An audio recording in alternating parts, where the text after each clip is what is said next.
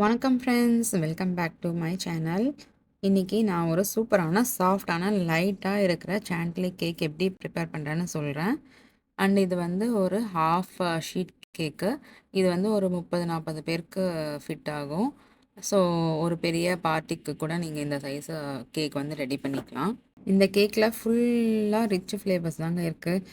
நான் வந்து விப்பிங் க்ரீமும் கொஞ்சமாக க்ரீம் சீஸ் வந்து ஆட் பண்ணியிருக்கேன். அந்த creamy texture and velvety texture வர்றதுக்காக. ஸோ இது வந்து ஒரு க்ரீமி வெல்வெட்டி சாண்டிலி ஃப்ராஸ்டிங்னு சொல்லுவாங்க இதை. சரி வாங்க வீடியோக்குள்ளே போகலாம். எப்படி பண்ணுறதுன்னு ஸ்டெப் பை ஸ்டெப்பாக நான் உங்களுக்கு சொல்கிறேன். ஓகேவா? ஃபஸ்ட்டு நான் இந்த சாண்டிலி கேக்குக்காக ரெடி பண்ணது வந்து கேக் பேஸ் தான். கேக் பேஸ் வந்து நான் வெனிலா கேக் பேஸ் எடுத்திருக்கேன். அது வந்து லைட்டான சாஃப்டான வெனிலா ஸ்பாஞ்சுன்னு சொல்லுவாங்க இங்கே. அண்ட் அது வந்து ஒரு ஹாஃப் ஷீட்டு கேக்குங்கிறதுனால மாவை நல்லா வந்து தின்னாக ஸ்ப்ரெட் பண்ணி அந்த லேயரை நீட்டாக வர மாதிரி, ஏன்னா இதை உடையாமையும் வரணும், நீட்டாகவும் இருக்கணும் அந்த ரெக்டாங்கிள் ஷேப் வந்து. அதனால நான் நல்லா லேயர் பண்ணி நல்லா ஆட் பண்ணி பேனில் வந்து ஆட் பண்ணும்போது ஒரு பார்ச்மெண்ட் ஷீட்டும் ஆட் பண்ணி நான் வந்து நல்லா பேக் பண்ணி எடுத்துக்கிட்டேன். நல்லா சாஃப்டான ஸ்பாஞ்சாக பேக் பண்ணும்போது மேக் ஷூர் பண்ணிக்கணும் நம்ம நல்லா செட் ஆகி நல்லா ஃப்ளஃபியாக வரணும். ட்ரையாக இருக்கக்கூடாது கேக் வந்து. அது நம்ம ரொம்ப கேர்ஃபுல்லாக பார்த்துக்கணும். ரொம்ப ட்ரை ஆக விடக்கூடாது. அண்டு பேக்கிங் ஆனதுக்கப்புறம் கூல் பண்ணிவிட்டு லேயர்ஸை நல்லா கட் பண்ணி ரெடியாக வச்சுருக்கேன். கேக்கை வந்து மேலே மட்டும்தான் ட்ரிம் பண்ணியிருக்கேன். ஸோ வந்து ஹாஃபாக அந்த மாதிரி கட் பண்ணல. கடைகள்லாம் இருக்கிற மாதிரி சின்ன சின்ன கேக் லேயர்ஸ் இருக்காது என்னோடதெல்லாம். எப்பயுமே கொஞ்சம் பெரிய சைஸ் கேக் லேயர்ஸ் தான் இருக்கும். கடைகளில் பார்த்தீங்கன்னா ரொம்ப ரொம்ப தின்னாக கேக் கொடுத்துருப்பாங்க. அண்ட் அது மேலே க்ரீம் வந்து நிறையா திக்காக போட்டிருப்பாங்க. நான் அந்த மாதிரி ஆட் பண்ணாமல் கேக் வந்து நிறையா திக்காக கொடுத்துருப்பேன். அண்ட் க்ரீம் வந்து அந்த கேக்குக்கு தேவையான அளவுக்கு கொடுத்துருப்பேன்.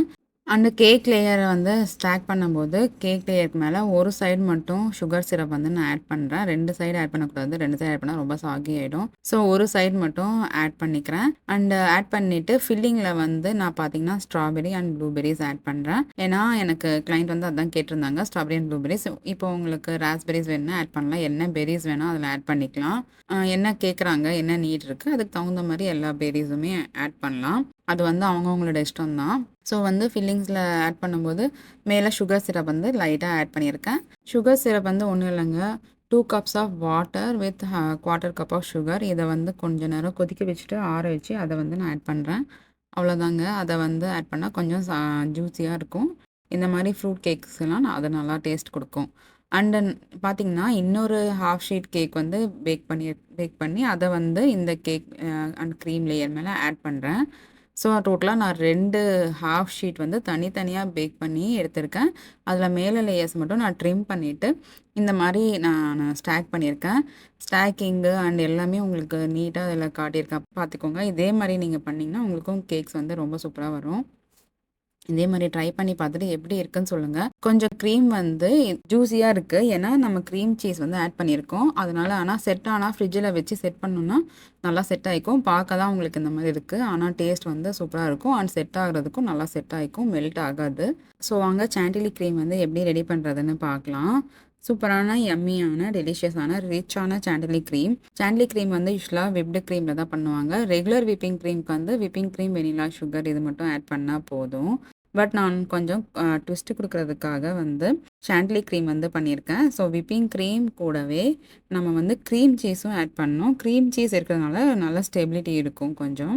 அந்த பார்க்க தான் உங்களுக்கு வந்து அந்த ரன்னி கன்சிஸ்டன்சி இருக்கிற மாதிரி தெரியுது, ஆனால் நல்லாவே ஹோல்ட் பண்ணுதுங்க. கீழே எதுவுமே ஊஸ் அவுட் ஆகலை, நல்லா இருக்குது. யூஸ்வலாக விப்பிங் க்ரீம்னா அந்த தண்ணி மாதிரி விடும். ஸோ இது வந்து அந்த மாதிரி ஆகாது க்ரீம் சீஸ் ஆட் பண்ணிங்கன்னா.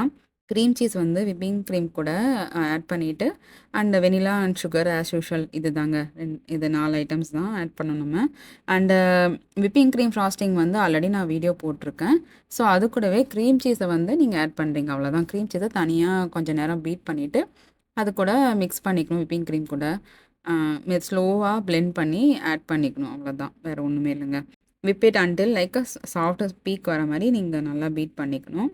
ஒன்ஸ் நீங்கள் வந்து பீட் பண்ணி எடுத்துட்டிங்கன்னா அதை வந்து கொஞ்சம் நேரம் சில் பண்ணிக்கணும் ஃப்ரிட்ஜில் வச்சு.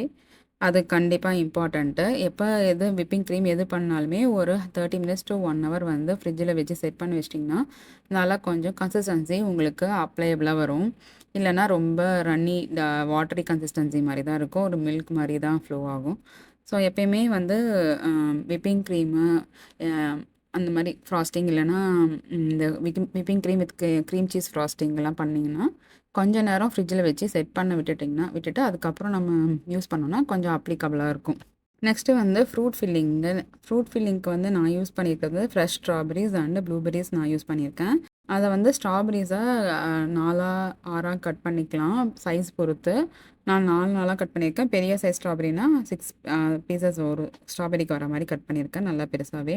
அந்த ப்ளூபெர்ரீஸ வந்து 2 கட் பண்ணியிருக்கேன். ஹாஃபா கட் பண்ணிட்டு, ஸோ அத நீங்க ஃபில்லிங்க்கு வைக்கலாம். ஆனா மேல டெக்கரேஷன் பண்றதுக்கு வந்து ஹாஃபா கட் பண்ண தேவையில்ல. ஃபுல்லா ஹோலா வச்சா நல்லாயிருக்கும் பார்க்குறதுக்கு. ஹாஃபா இருந்தா கொஞ்சம் ஆடா தெரியும். அதனால நான் அத கட் பண்ணல.